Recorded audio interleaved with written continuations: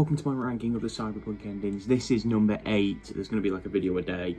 Let's just get into it. The worst ending in all of Cyberpunk, in my opinion, and in everyone's opinion basically, is the devil ending. So in this ending, you follow the Arasaka path, you go to meet Hanako, you do all the things, you get Yorinobu fucking offed and replaced with his dad. And then, I'm talking about specifically the ending where you sell your soul and you sign the contract. Basically, V becomes a construct. So the entire time you've been fighting Johnny, well not really, but you've been like working with Johnny to get him out of your head, you become that very thing. You get uploaded into Mikoshi, and basically it's just bleak fucking ending. It's just really bad. So the notes I've got written down: V loses his soul, and at the end you can see like when he's walking towards the chair that he's absolutely not fucking happy about it, or like one bit. He looks devastated. Arasaka remains on top and becomes even more powerful. Obviously, Saburo is at the top, so everyone's fucked. Everything he hates, as I said, you know, the contract, the fucking engram shit. And basically, because of V's engram now, he is basically Arasaka's dog. So if they ever wanted to upload him into like a body or something, because of his like skills as a merc, he's fucked. I wonder actually how many people chose this one, because like I did this all blind, and even I could tell going with Hanako was going to be like a really bad ending. That's number 8. Bam! Hello and welcome back to the Cyberpunk ending ranking series, whatever the fuck it's called. We're on number 7 today. This is the second worst ending, and for that I have gone with the tower ending. Yes, this is the newest ending you can get by completing Phantom Liberty and siding with Reed. In this ending, V goes with the NUSA, gets the chip removed, which permanently kills Johnny. Like, Johnny's gone. Like, he's fucked. He's off. Then goes into a 2-year coma, wakes up in 2079, and all of his mates, all of his friends, you know, Panam, Judy, whatever, gone. Fucked off. Got their own lives now. V's just left alone. Another dead part of this is the fact that V's body can no longer handle cyberware. So basically, their life as a merc, gone, off, not happening anymore. This one, your life's kind of just taken away from you and you're just like a nobody. It depends how you see it. I'd hate this personally because you're kind of just losing your entire life.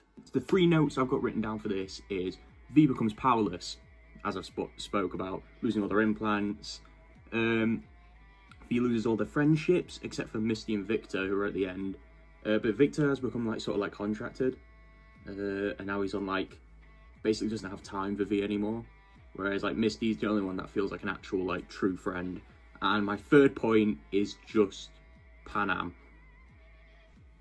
If you know, you know. Anyway, that is my 7th worst ending. I'll see you tomorrow for number 6. Alright everyone, how do you go? It is Billy and we are back on Cyberpunk endings. And today we're on number 6. So if you've not seen the other ones, go check them out. I still don't know what to call this series. It's called fucking like Cyberpunk Ending or some shit.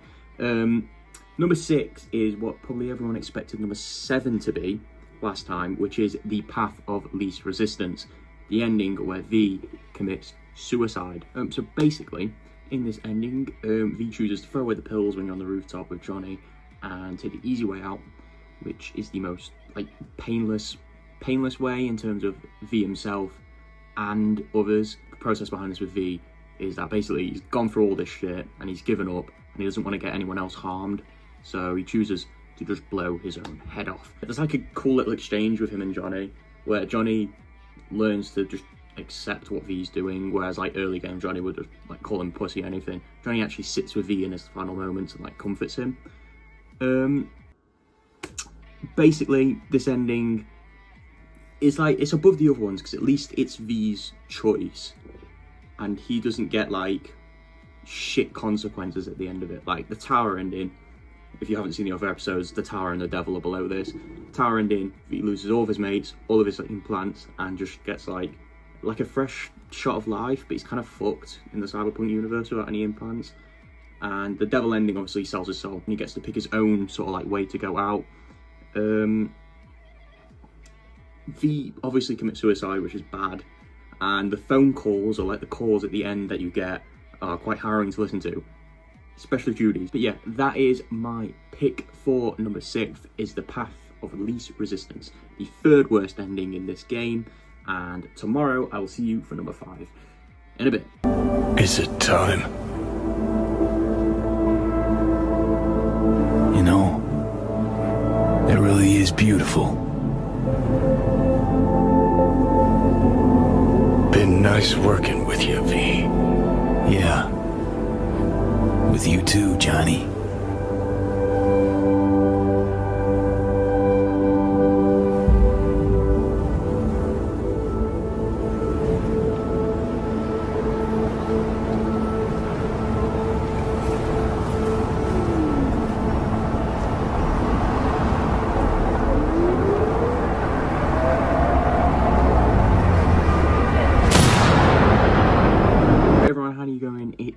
Welcome back to Cyberpunk Endings. I'm going to do 5 and 4 today actually because they're both temperance, so they both have like the same ending. In the case of temperance via Rogue and like forcibly taking his body, it's a dick move. It shows Johnny hasn't changed at all. It's literally portraying yourself because V's meant to be like your sort of like customizable character. And V shows a lot of resistance in terms of like pushing you away from the well as you kind of just like march towards it. In terms of temperance and consensually giving your body, it's obviously better because you're giving your body to Johnny. Johnny goes to live a full life in V, so at least, you know, there is like a full life being played out. V gets a choice in the matter, and Johnny, you know, hopefully lives on with sort of the values he's learned from V. V goes to the Blackwall and lives. Presumably, I don't know what the life below the Blackwall means, but hopefully he does. Anyway, so that was 5 and 4. Tomorrow we'll be back with 3, and then 2, and then 1, and then that's the end of the series. Wow, that's brilliant. I'll see you in the next one. Alright everyone, welcome back to Cyberpunk Endings. We are on number 3 today, and the third one will be The Sun, which is V is alone when he gets with Johnny, and alt to the end, and he chooses to keep his own body. V, in this ending, V uses the last couple of months of his life to do basically anything he can to establish himself as a legend. He becomes the like the head of the afterlife, basically Rogue's role, and all he does is spend all of his time doing like loads of heists.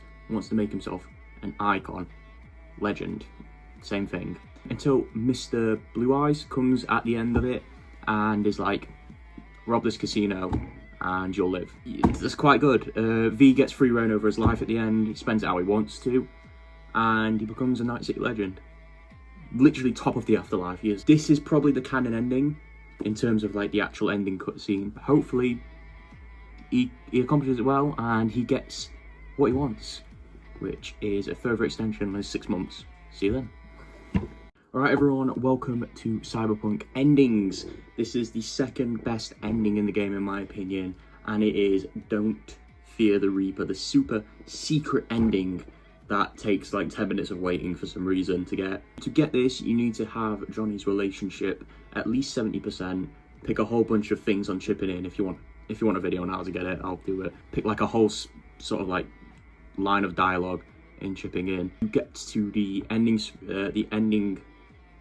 like beginning where you're with Johnny on the rooftop, and you press go with Rogue, and then you just wait 5 minutes. Johnny gets up, starts explaining the whole Don't Fear the Reaper plan, which is sick. You go with him. What is Don't Fear the Reaper? It is storming Arasaka Tower by yourself on your lonesome. This way you don't have to like worry about anyone else getting involved, and it's pretty cool. This is the canon way probably of how V does it. In terms of like The Sun, as I said yesterday, was like the actual canon ending.